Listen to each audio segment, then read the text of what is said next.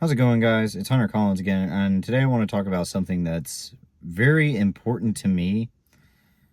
Today's topic is mental health, burnout, and what I imagine everyone experiences is existential fatigue.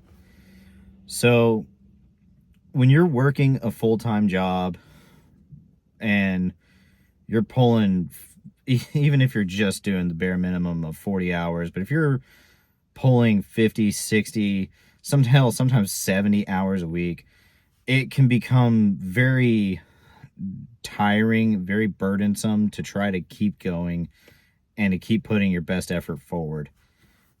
Something that I know as a sign that you're starting to get to that point in burnout is when you start dreading going to work every day. And it's really sad when you actually love your job, you love what you're doing, and you wake up and you just it it it makes you angry to put on your work clothes. And honestly, I feel if you're at that point, you're more than just at the edge. You're already in the burnout territory.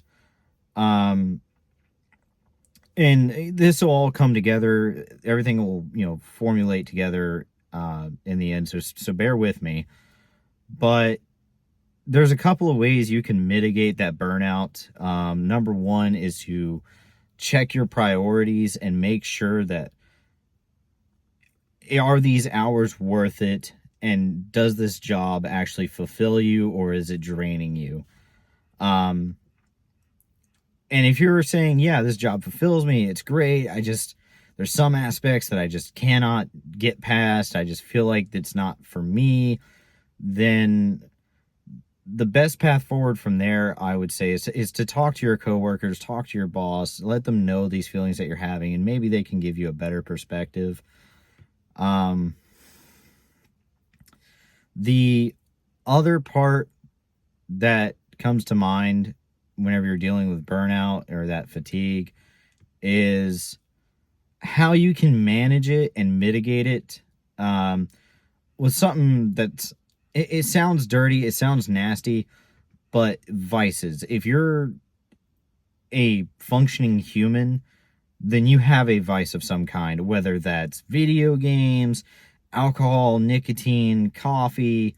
There's there's millions of options for you to put yourself into. I mean, me personally, I'm a big fan of coffee.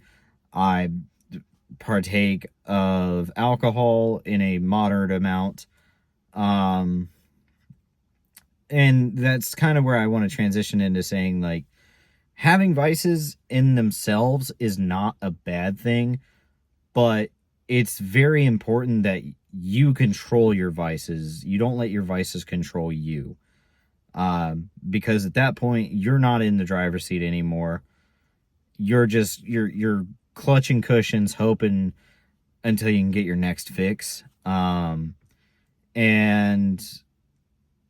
you just, no matter what it is, even with something as simple as, like, if you're stressed and you're taking a sip of water, there's still such a thing as too much water. You don't want to overdo it.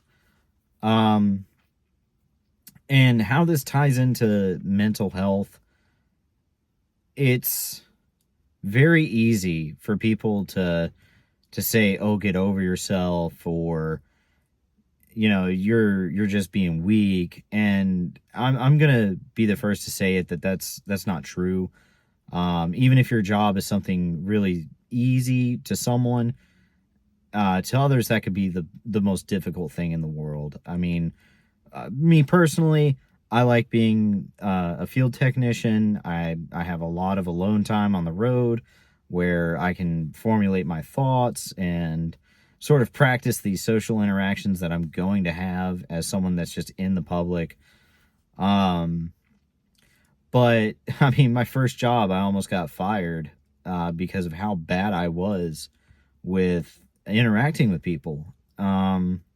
So, cashiers, frontline sales, anybody like that, more power to you. A lot of respect, a lot of love, but I just could not, it's not for me. Um, And I guess the big message I want to go with today is, love yourself. Take care of yourself. You only get one body.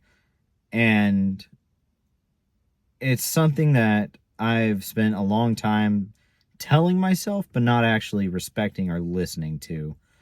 Uh, so, yeah, I just wanted to make a short video where I could take the time to sort of put it out there, take care of yourself, love yourself. It's really tough out here. People aren't always going to be the nicest to you, and you have to take the initiative on that. You can't force someone to love you, but you can absolutely take care of yourself. Um, and that being said, I figured I would end today's video by just saying you are loved, you're wanted, you are important, and most importantly, I'm proud of you. Take it easy, guys.